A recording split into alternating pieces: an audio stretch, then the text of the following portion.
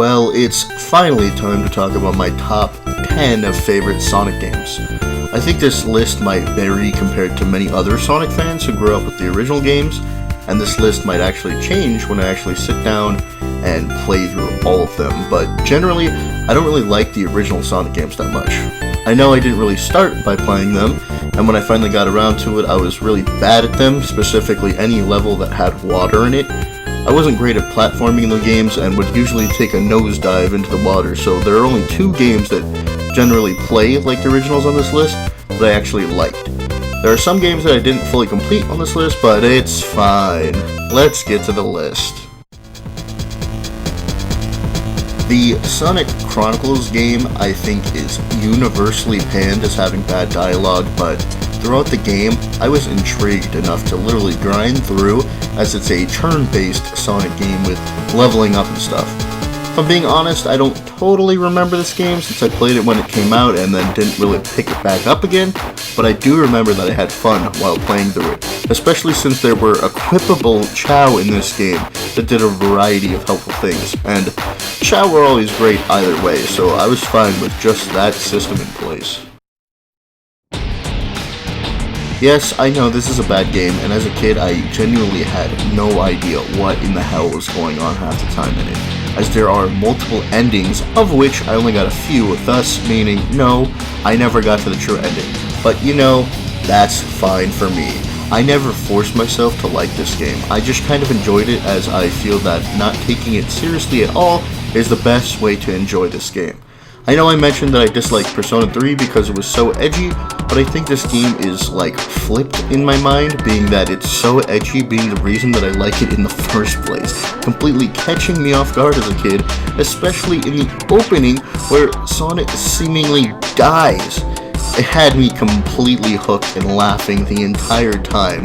Not the intention, but made the game fun. This is one of the games I didn't complete due to losing the game, but I enjoyed my time playing through when I did. Don't remember much of the story besides introducing a now staple character in the series, Blaze, who is a pretty interesting character. Probably need to play this one again, but I think soon I'm going to be playing through the entire Sonic series on stream, so we'll see. Sonic CD basically hits everything that makes a game aesthetic to me. The Sonic Boom animated intro with the best style of Sonic encoded me. Sadly, I have never beaten this game. As I said, while I like the style, the gameplay is still original Sonic with some added extras like switching between past, present, and future stages, which was the really fun part. Just imagine a 3D Sonic game with that kind of system in place. Oh, wait. I've actually never played the original version either, only playing it through the Sonic Gems collection. This is the game that actually introduced Metal Sonic and Amy as well. I know I said in a previous video that I considered this a bad game, technically, but I still had fun with it, even without completely understanding how everything works. I'd compare the gameplay to F-Zero GX with some extra things that make the game unique, and I still spent hours playing the game determined to win. Another game I technically haven't beaten because there are multiple storylines that unlock after beating one. I only beat the first one and I think I'm fine with that. Maybe I'll get to fully beating it when I do the Sonic streams. I'll admit, this is a hard game to get into, but if you learn the moves, the characters become really fun to use, with my favorite being Bean when I was a kid. This game actually introduced a lot of new characters, of which only some are being utilized more as of recently, such as Bean, Fang, and Bark. There was going to be an additional character based off of a fighting Viper character that this game was based off of in the first place, named Honey the Cat.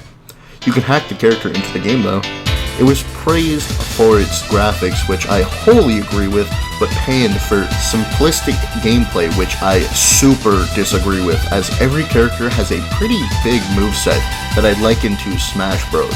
Might have been because they expected Fighting Viper type moveset, but I think there's a pretty good amount of different moves you can do for every character, learning them being the difference between a win and a loss, even to the AI, which Metal Sonic is wild. Alright, so I have the biggest hunch that they reworked this game for the Sonic Gems collection, because like I said before, the original, which I own, is absolutely unplayable. The controls are much more slippery and harder to control, while the Gems collection port I beat in 24 minutes. Again, not 100%, but still, I even got like 3 Chaos Emeralds while just going through the levels. Even Amy wasn't that bad, and that's the worst character in the game. Now, onto why I like it. 2 things: the nice style of the game and the music. The music. Like I said on my top 10 video game soundtracks video, this game has some god tier music to me and hypes me up to race every single time. I mean, as a kid I had fun 100%ing the game, which is highly likely that this is the only Sonic game I've ever 100%ed, which I am totally fine with, as I had such a good time with it. I actually played this game before I knew anything about the whole Tails doll shenanigans, and just thought it was a really random character beforehand. Which, if you're looking for some wild, creepy stories to read, give it a little look up. Disappointment, laughing, or other things happening may vary. Now, this is a cool fighting game that I haven't really seen any other games utilize the system, which is a little weird in the first place. This game introduced a character named Emerald, who is a robot with no memory but can copy and learn from others. Mostly the game involves playing as multiple characters like Sonic Adventure and watching the story unfold, while at times entering battles with equipped skill cards which you pick from 3, determining the order in which you do certain moves. There are actually varying rarities of cards doing different amounts of damage.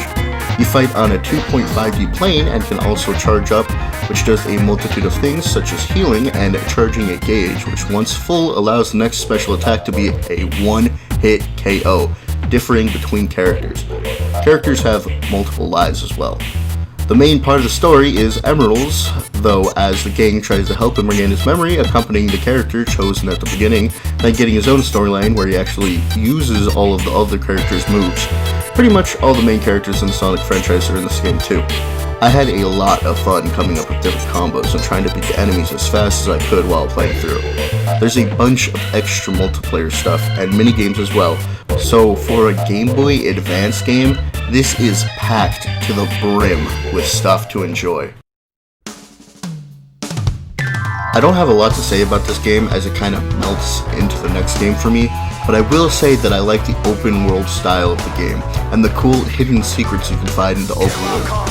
The soundtrack is lit as hell too, and I definitely recommend listening to it. Honestly, I recommend listening to all the soundtracks on this list, as they're mostly all fantastic.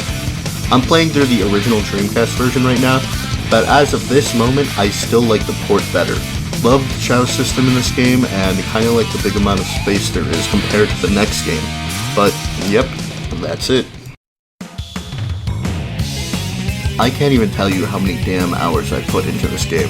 The first adventure game blends pretty well with this one, with some improvements and some steps back, as I really like the open world quality of the first, and the stage select in this one is a step back, but I like it as a direct way to get to the levels. As I've said before, I mostly did the Chao Garden, with the actual game being secondary to me, and they upgraded the Chao Garden a bit with karate and more types of evolutions, although I do like the Dreamcast version of the Dark Chao Garden more. It's all fine, and I had a lot of fun even when I wasn't playing through the game, as I actually experimented a lot with this game when I was a kid, trying to get out of bounds in various levels and seeing what I could actually do with the game, as I took breaks from watching my Chao in order to get animals and chaos drives throughout the levels by destroying enemies or otherwise just finding them.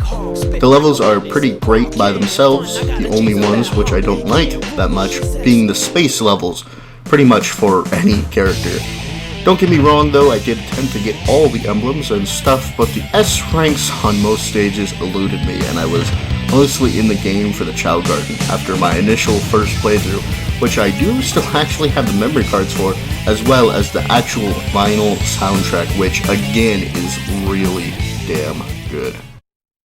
Overall, I hold most of these games close to my heart and enjoy playing them a lot, no matter how mad I get on a death, because at some level, it's still my fault, even if the game does glitch. Hope you enjoyed, and see you next video.